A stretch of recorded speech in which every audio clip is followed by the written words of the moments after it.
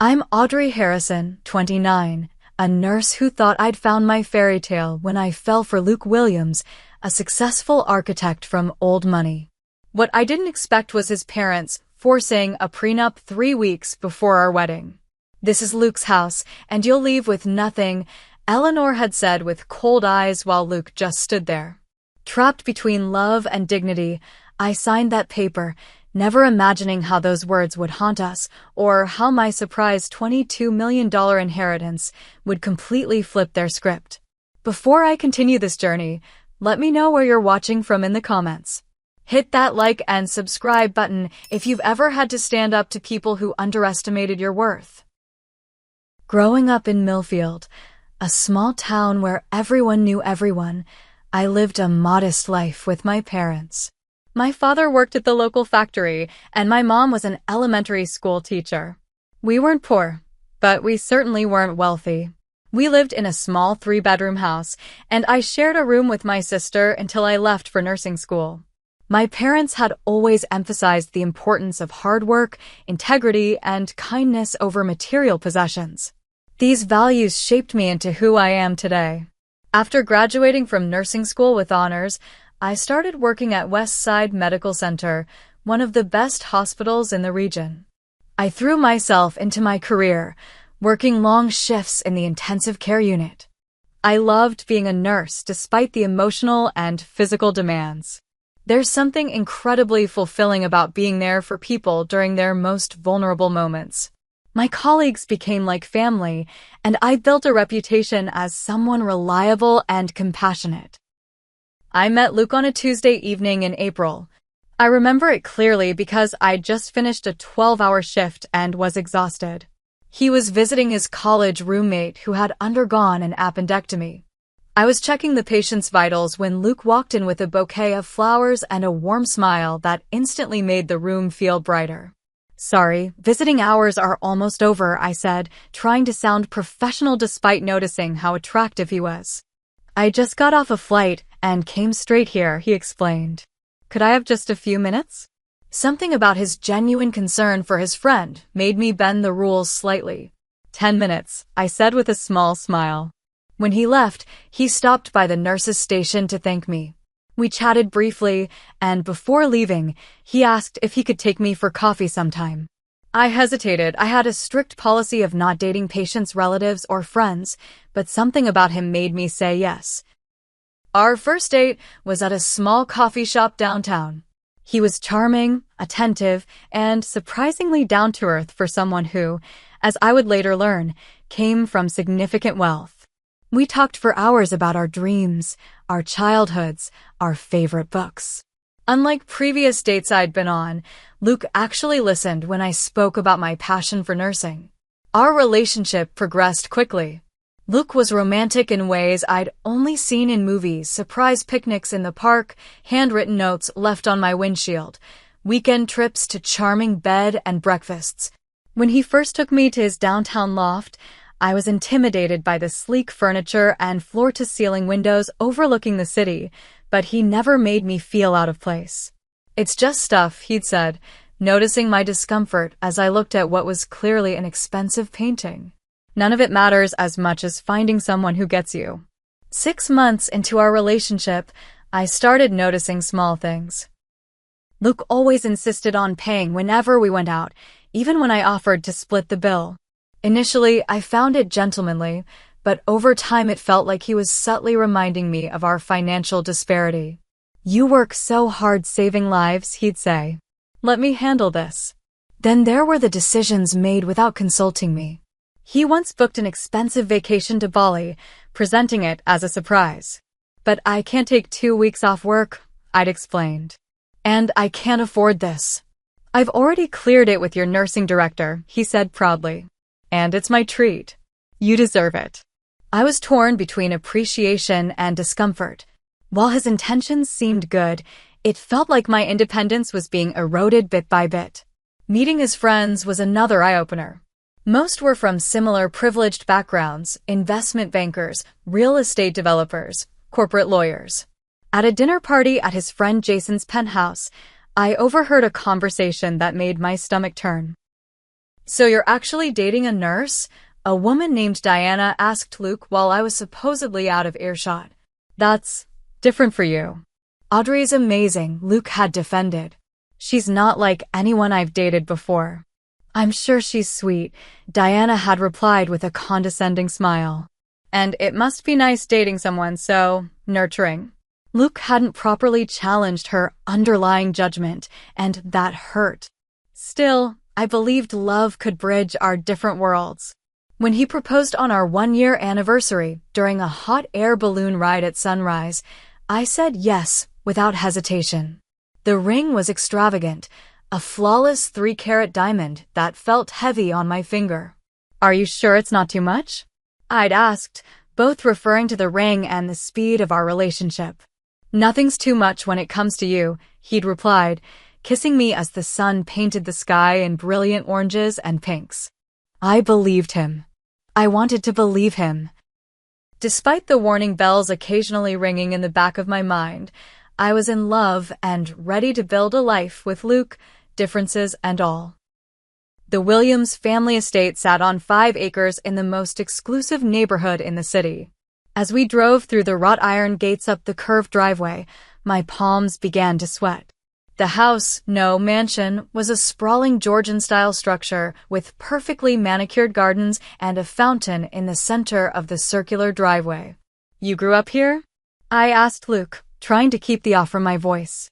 It's just a house, he said with a shrug that suggested he'd never known anything different. The interior was even more impressive, marble floors in the entryway, crystal chandeliers hanging from high ceilings, antique furniture that looked too valuable to actually sit on. Family portraits lined one wall, generations of Williams' men and women staring down with the same confident expression Luke often wore. Richard and Eleanor Williams were waiting in what they called the small sitting room, which was larger than my entire apartment. Richard was tall like Luke, but with silver hair and sharp eyes that seemed to evaluate everything in terms of monetary value. Eleanor was slim and elegant in an understated designer dress, her blonde hair perfectly styled, her smile not quite reaching her eyes. So this is the nurse, Eleanor said after Luke introduced us, her tone making my profession sound like a curious hobby rather than a career. Audrey is the head nurse in the ICU, Luke corrected, squeezing my hand. How dedicated, Eleanor replied. It must be exhausting work. It can be, I admitted. But it's also incredibly rewarding. I'm sure, she said with a dismissive smile before turning to Luke. Darling, tell your father about that new project your firm is bidding on. That set the tone for the evening. Every attempt at conversation was redirected. Every mention of my work met with polite disinterest. During dinner in their formal dining room, served by their housekeeper Maria, I noticed how different Luke was around his parents. His usual warmth and playfulness disappeared, replaced by formal responses and perfect table manners. The Montgomerys have invited us to their charity gala next month, Eleanor mentioned as we ate. Luke, you should attend. Their daughter Heather just returned from Europe. I'll bring Audrey, Luke replied, reaching for my hand under the table. Oh, Eleanor said, her smile tightening. It's quite exclusive. I'm not sure if there are extra invitations. Then I won't go, Luke said firmly, surprising me with his directness. Richard cleared his throat. The Montgomerys are important connections, son. Their foundation funds half the projects your firm handles. The conversation moved to investments, society acquaintances, and family friends I'd never heard of.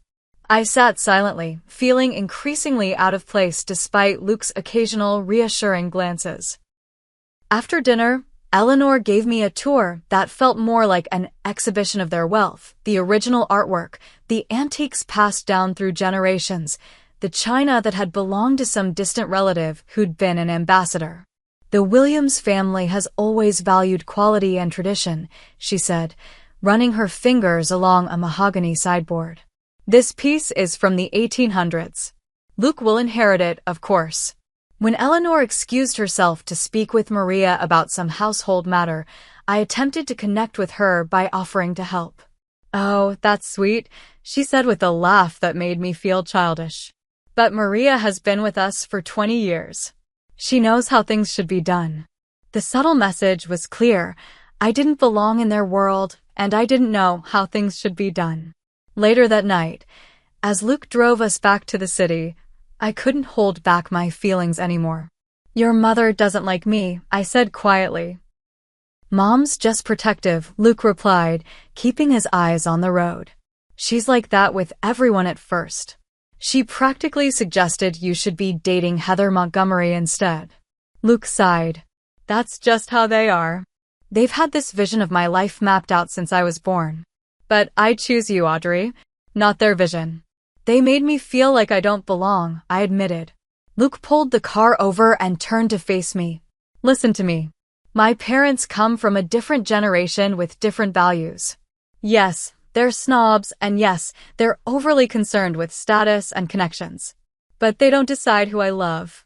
We're going to create our own life, our own family. I promise. His words reassured me, and I wanted desperately to believe him. Despite my reservations about his parents, I loved Luke and was committed to our future together. Over the next few months, as we planned our wedding, I made several more attempts to bond with Eleanor. Offering to help with wedding details, asking about family traditions, even trying to learn about their cherished antiques. Each attempt was politely but firmly redirected. The wedding planner handles those details. Perhaps something simpler would suit you better. These family matters are quite complex. Luke continued to minimize his parents' behavior. They'll come around, he would say. Just give them time. I focused instead on our relationship and our plans. Luke had talked about buying a house in a neighborhood I loved, starting our own traditions, maybe even having children in a few years.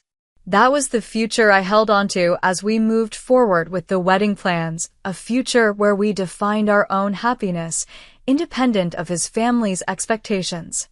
I should have seen the prenup coming, but somehow I didn't.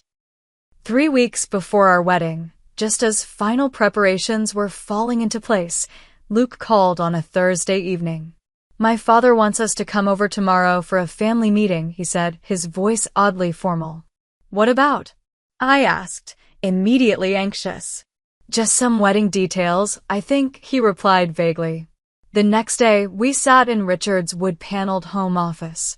Richard behind his massive desk, Eleanor perched elegantly in an armchair, Luke and I side by side on an uncomfortable leather sofa.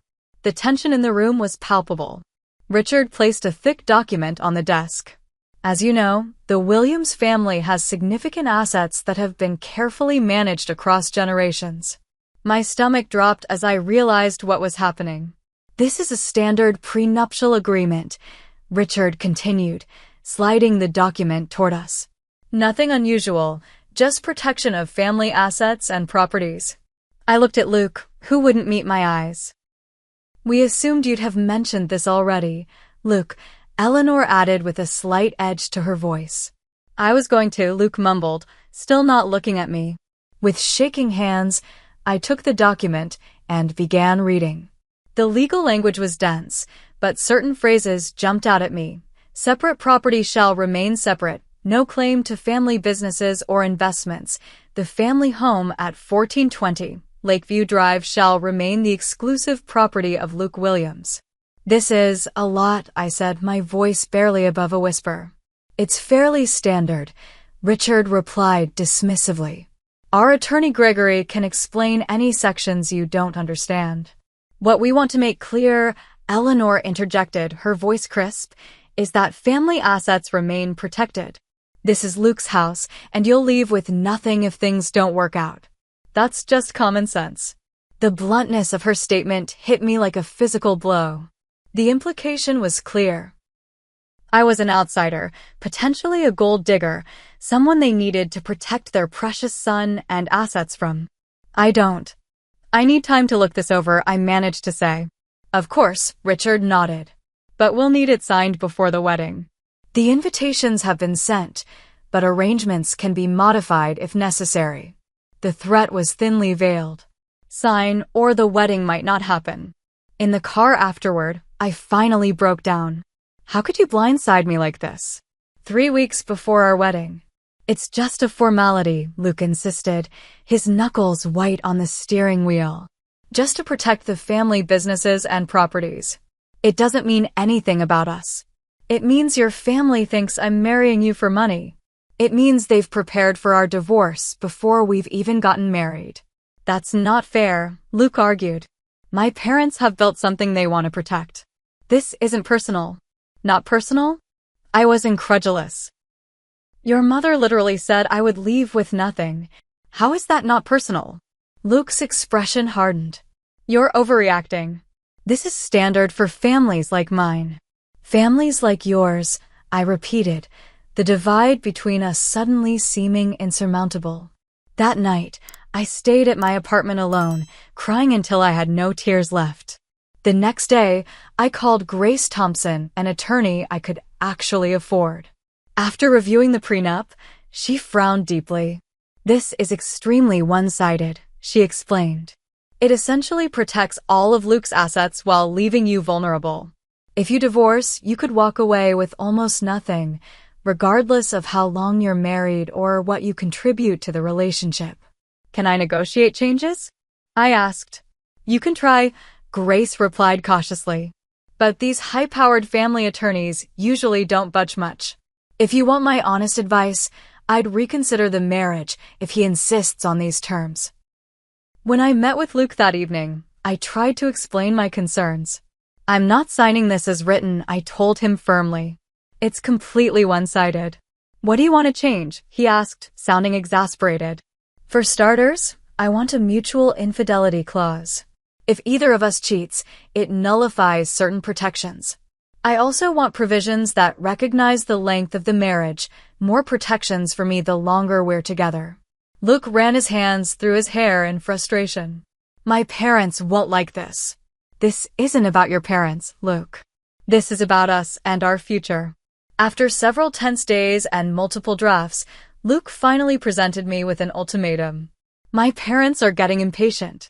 Either sign the prenup with the small changes we've agreed to, or we need to postpone the wedding. Postponing meant losing deposits, explaining to all our guests, and facing the humiliation of a delayed wedding because his family didn't trust me. More importantly, it meant Luke was choosing his family's demands over my feelings. After another sleepless night, I made my decision.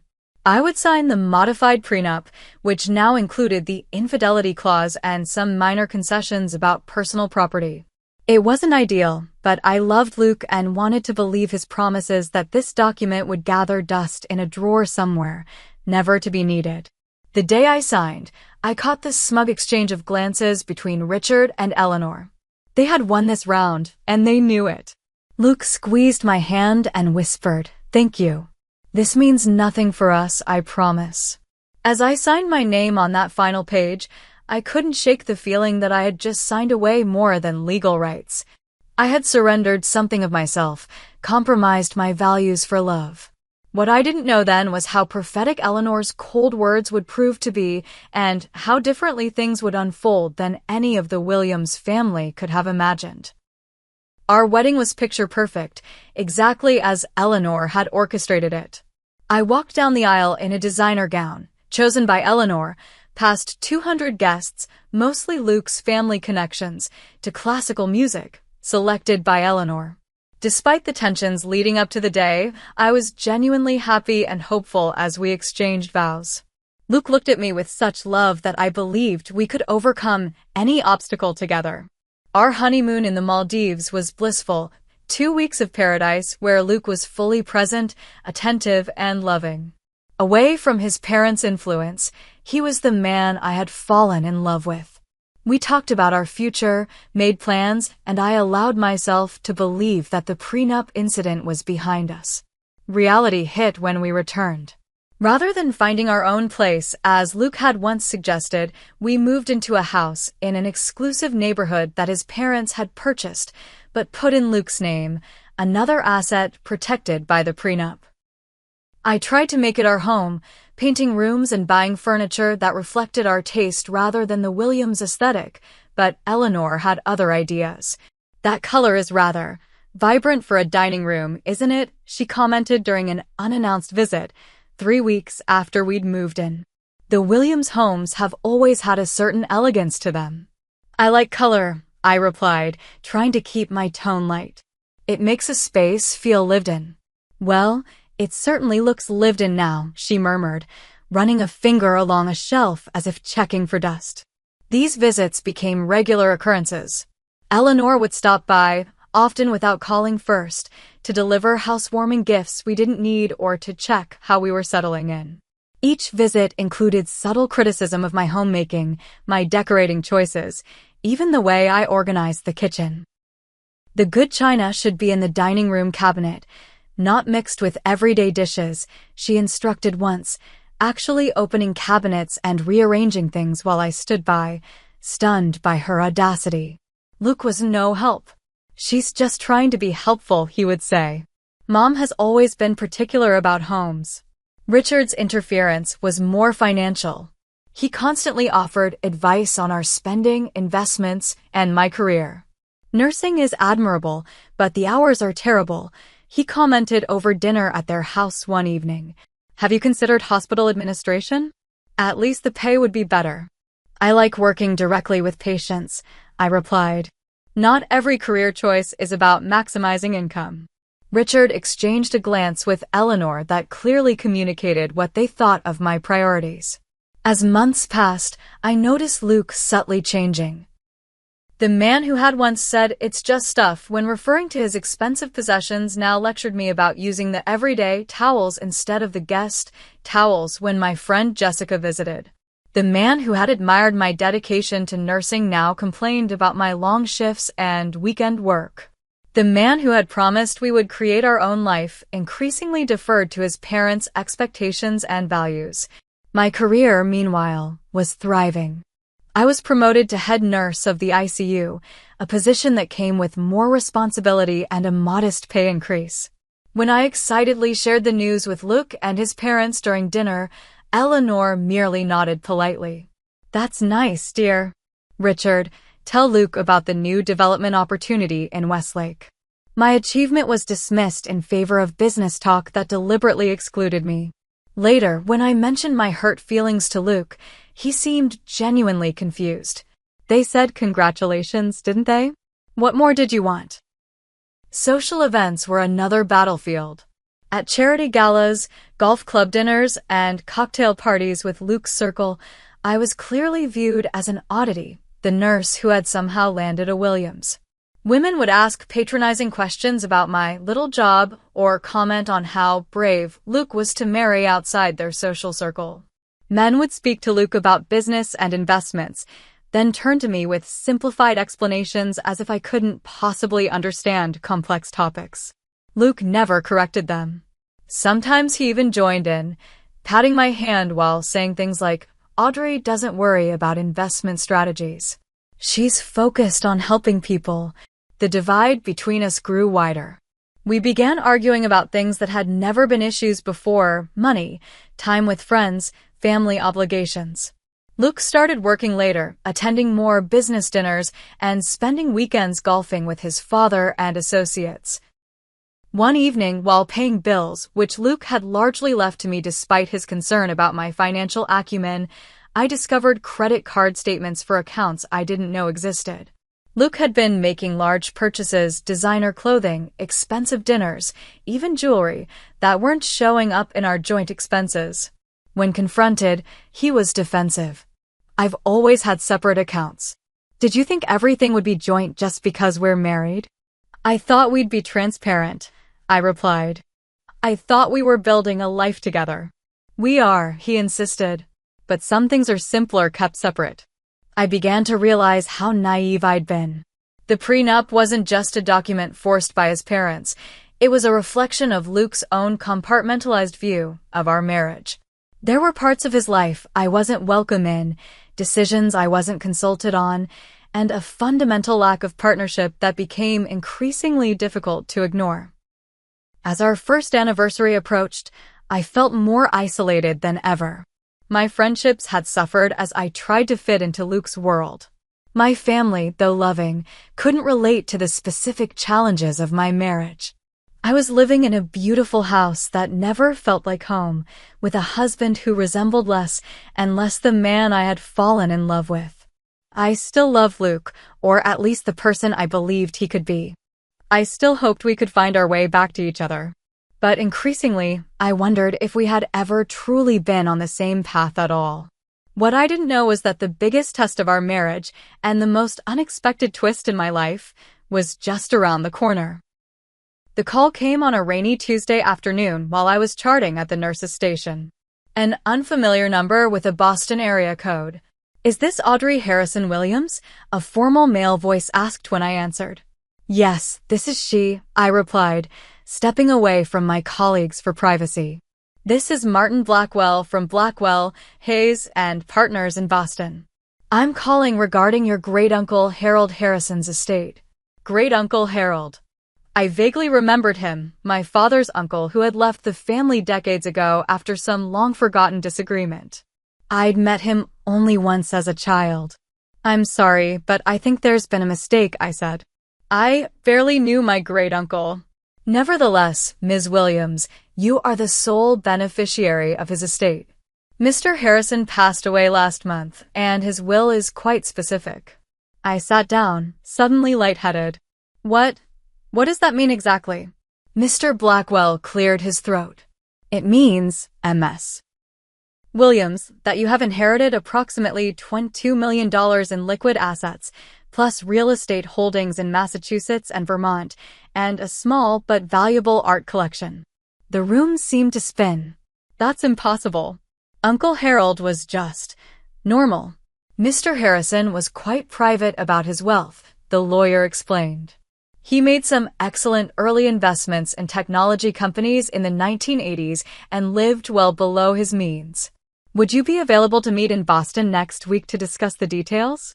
I agreed in a daze, hanging up just as Luke called. Without thinking it through, I immediately shared the news. $22 million? Luke repeated, his voice rising with excitement. "Are you serious? This is incredible, Audrey. I'm coming home right now to celebrate." Luke arrived an hour later with champagne and a bouquet of roses, more enthusiasm than he'd shown in months. That night, as we drank champagne, he was full of ideas about what we could do with our windfall. "We could invest in that beachfront property Richard told us about," he suggested. "Or become angel investors in some of the startups my friends are launching. This changes everything." I nodded along, but something felt off about his sudden attentiveness. Still, I wanted to believe this could be a fresh start for us, a chance to build something together on more equal footing. Over the next few days, Luke's behavior shifted dramatically. He came home early from work, planned romantic dinners, and suddenly seemed interested in my opinions again. He accompanied me to Boston for the meeting with Mr. Blackwell, attentively taking notes as we discussed trusts, investments, and tax implications.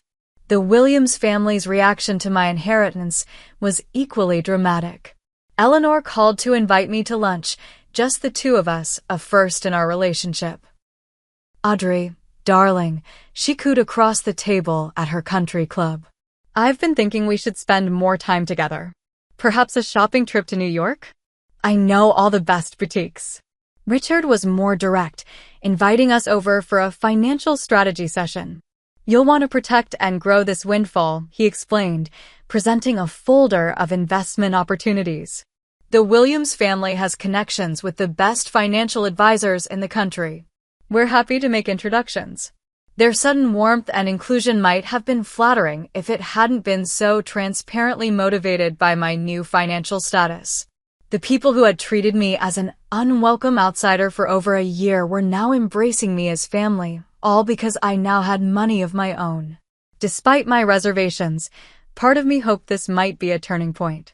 Perhaps with financial parity came respect. Perhaps Luke and I could now truly build our life on our own terms. My optimism was short-lived. Acting on a recommendation from Mr. Blackwell, I hired Samantha Kelly, a financial advisor with experience managing sudden wealth. Unlike the advisors Richard suggested, Samantha was independent and focused solely on my interests. "You'll want to move cautiously," she advised during our first meeting. "Sudden wealth can complicate relationships and attract opportunists." "My husband is excited about investment opportunities," I mentioned. Samantha's expression remained neutral. "I recommend keeping your inheritance separate for now. Let's establish proper trusts and investment structures before making any major decisions." When I shared this plan with Luke, his enthusiasm cooled noticeably. "That seems unnecessarily complicated," he argued. "Richard knows people who could double your money in a year." "I'd rather be cautious," I replied. "This is a lot to process." Luke's mood shifted, and he became increasingly distant again. The late nights at work resumed, along with vague explanations about client meetings and project deadlines. One night, when Luke said he'd be working late on an important presentation, something didn't feel right. His kiss goodbye was distracted, and he seemed overly concerned about his appearance for a client meeting. Following an instinct I couldn't explain, I drove past his office building at 9 p.m. His car wasn't there. On a hunch, I drove to Ivy Lane, an upscale residential area where I knew his ex-girlfriend Allison had recently purchased a townhouse. Luke's car was parked in her driveway. I sat in my car for nearly an hour, tears streaming down my face, before I saw them emerge. Luke kissed Allison deeply on her doorstep before getting into his car. I took several photos with shaking hands, then drove home and waited. When Luke arrived home shortly after midnight, he casually mentioned the productive client meeting and headed for the shower. "How's Allison?" I asked when he returned to our bedroom. He froze, color draining from his face. "What?" "Your client meeting. On Ivy Lane. At Allison's house." I showed him the photos on my phone. "It's not what it looks like," he stammered, falling back on the oldest cliché in the book. "Really?" "Because it looks like you're kissing your ex-girlfriend while lying to your wife." "It just happened," Luke said, switching tactics. "Allison reached out about a potential project, and things evolved." "It didn't mean anything." "How long?" I asked, my voice deadly calm despite the storm inside me. Luke looked away. "A few months." "But Audrey, I made a mistake. We can work through this." "A few months," I repeated. "So before my inheritance?" "What does that have to do with anything?" he asked, genuinely confused. "Everything," I replied. "It has everything to do with everything." In that moment, with stunning clarity, I saw the truth of my marriage. Luke had never truly seen me as an equal partner. I had been an accessory, a different kind of trophy than his parents might have chosen, but a possession nonetheless. My newfound wealth had made me more valuable to the Williams family, but it hadn't made me more respected or loved. "Get out," I said quietly. "Go stay at your parents' house or with Allison." "I don't care." "But I can't look at you right now." "You're overreacting," Luke insisted, his tone eerily reminiscent of our prenup argument. "We can fix this. Get out." After Luke left, I sat alone in our bedroom, his bedroom, according to the prenup, and realized with startling certainty that our marriage was over. The question now was how to end it on my terms. After Luke left, I allowed myself one night of complete breakdown. I cried until my eyes were swollen, threw a vase against the wall, one Eleanor had given us, and screamed into a pillow until my throat was raw. Then I took a shower, made a cup of tea, and began to plan. First, I called Jessica, my best friend who had remained steadfast despite my reduced availability since marrying Luke. "I need a place to stay for a few days," I told her. "And a recommendation for the best divorce attorney in the city." "I'll make up the guest room," she replied without hesitation. "And I know just the lawyer." Marcus Reynolds had a reputation as a shark in divorce proceedings, particularly those involving significant assets. His office was minimalist and elegant, his manner professional but warm. "Before we discuss anything else," I said during our first meeting, "I need to know about the prenuptial agreement I signed." Marcus carefully reviewed the document, focusing particularly on the modifications I'd insisted upon. "This infidelity clause is your ace," he said finally, looking up with a slight smile. "It states clearly that proven infidelity nullifies certain protections of separate property, particularly regarding the marital home and specific joint investments. So the house," I began, "could potentially be considered joint property despite being in Luke's name, especially given your inheritance and the duration of infidelity," Marcus confirmed. "More importantly, this clause weakens the entire prenup. It shows the agreement wasn't merely about protecting family assets, but about relationship expectations." Over the next several weeks, I lived at Jessica's while strategically planning my next steps. Working with Samantha Kelly, I secured my inheritance in trusts and accounts that Luke couldn't access. With Marcus's guidance, I gathered evidence of Luke's affair. Not just my photos, but credit card statements showing gifts purchased for Allison, hotel receipts, and text messages Luke had carelessly left accessible on our shared iPad. I also documented the Williams family's financial manipulations, Eleanor's unilateral decisions about our home, Richard's pressure regarding my inheritance, Luke's secret accounts, and spending.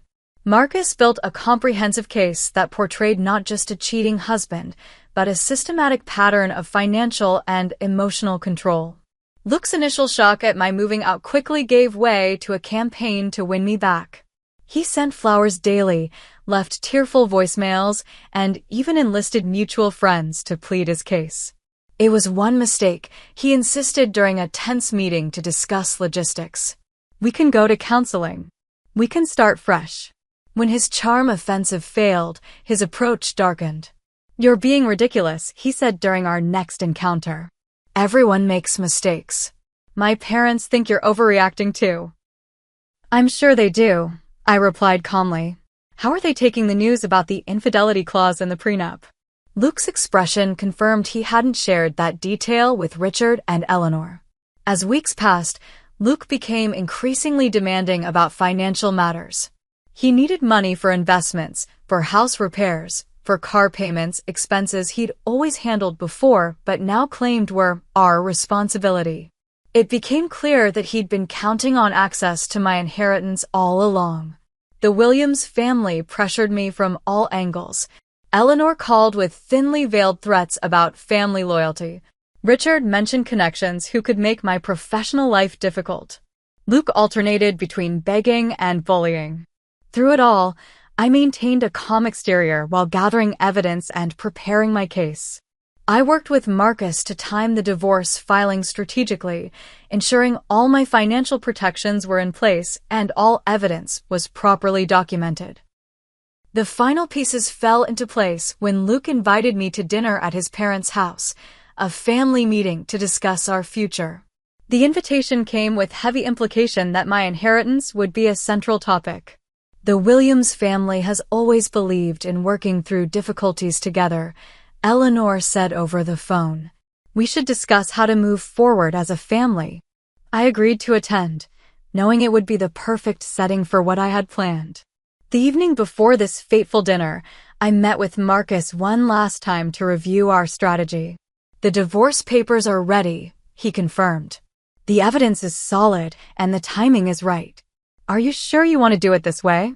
I thought about the smug satisfaction on Eleanor's face when I signed the prenup, about Luke's betrayal, about the years of subtle humiliation and control. "I'm sure," I replied. "They've underestimated me from day one. It's time they learn exactly who they've been dealing with." That night, I slept soundly for the first time in weeks. The next day, I prepared carefully for the family dinner, choosing a sleek black dress and subtle jewelry, projecting confidence rather than conciliation.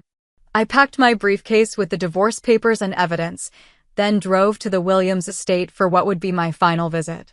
As I pulled into the familiar circular driveway, I took a deep breath and reminded myself of the strength I'd discovered through this ordeal.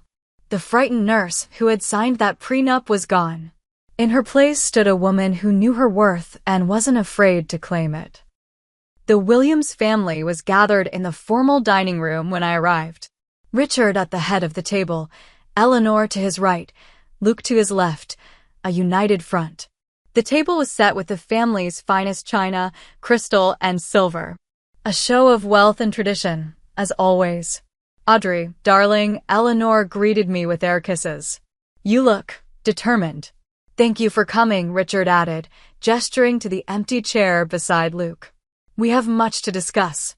Luke attempted to take my hand as I sat down, but I subtly shifted away, placing my briefcase on the floor beside me. Maria served the first course, Eleanor's favorite soup, as Richard launched into what was clearly a prepared speech. Family is the foundation of everything we value, he began. The Williams name carries with it certain responsibilities and expectations. While recent events have been unfortunate, we believe in working through difficulties together. Eleanor nodded in agreement.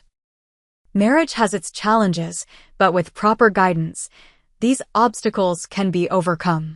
I ate my soup silently, letting them continue their carefully orchestrated performance.